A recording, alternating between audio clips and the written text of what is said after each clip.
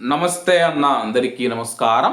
కువైట్లో వాట్సాప్ వాడే వారికి భారీ షాక్, జాగ్రత్తగా ఉండాలని చెప్పేసి సైబర్ నిపుణులు హెచ్చరిస్తూ ఉన్నారు.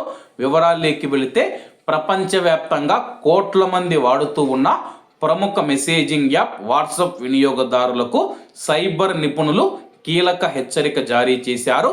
ఎండ్ టు ఎండ్ ఎన్స్క్రిప్షన్ ఉన్నప్పటికీ పాస్వర్డ్లతో సంబంధం లేకుండా అకౌంట్లను హ్యాక్ చేసే గోస్ట్ ఫేరింగ్ అనే కొత్త పద్ధతిని హ్యాకర్లు వాడుతూ ఉన్నట్లు గుర్తించారు. అసలు ఈ గోస్ట్ ఫేరింగ్ అంటే ఏంటి, ఎలా మోసం చేస్తారని చెప్పి మనం తెలుసుకున్నాం.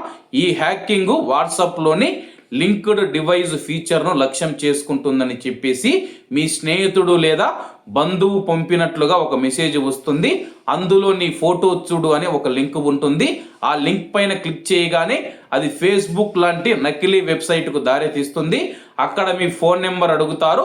మీరు ఫోన్ నెంబర్ ఇవ్వగానే హ్యాకర్లు వాట్సాప్ సర్వర్ నుంచి ఒక ఫెయిర్ కోడ్ను జనరేట్ చేస్తారు.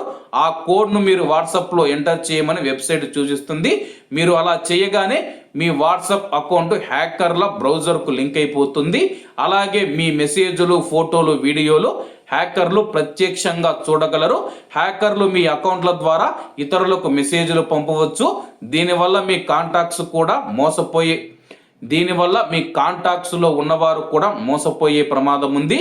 వ్యక్తిగత మరియు సున్నితమైన సమాచారాన్ని సేకరించి బ్లాక్మెయిల్కు పాల్పడే అవకాశం ఉందని చెప్పేసి, అలాగే సైబర్ భద్రతా సంస్థ జెన్ డిజిటల్ సూచనల ప్రకారం లింక్డ్ డివైజ్ను చెక్ చేయండి.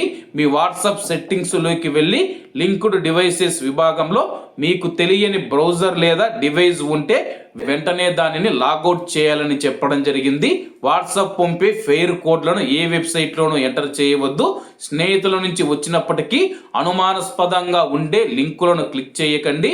మీ వాట్సాప్ సురక్షితంగా ఉండాలంటే అప్పుడప్పుడు లింక్డ్ డివైజుల జాబితాను తనిఖీ చేస్తూ ఉండాలని నిపుణులు సూచిస్తూ ఉన్నారు. కాబట్టి కువైట్లో ఉన్న మన భారతీయులు ఎవరైతే ఉన్నారో వాట్సాప్ మనం నిత్యం వాడుతూ ఉంటాము కాబట్టి ఏవంటే ఆ లింకుల పైన క్లిక్ చేసి మన యొక్క వాట్సాప్ హ్యాక్ అయిపోతే కానీ మన యొక్క పర్సనల్ ఫోటోలు కానీ, వీడియోలు కానీ, మన యొక్క మొత్తం సమాచారం హ్యాకర్ల చేతిలోకి వెళితే బ్లాక్మెయిల్కి కూడా పాల్పడే అవకాశం ఉంది. కాబట్టి సైబర్ నిపుణులు జాగ్రత్తగా ఉండాలని హెచ్చరిస్తున్నారు. కాబట్టి అందరూ బాగుండాలి, అందులో మనం ఉండాలి. అందరికీ నమస్తే అన్న, జై హింద్.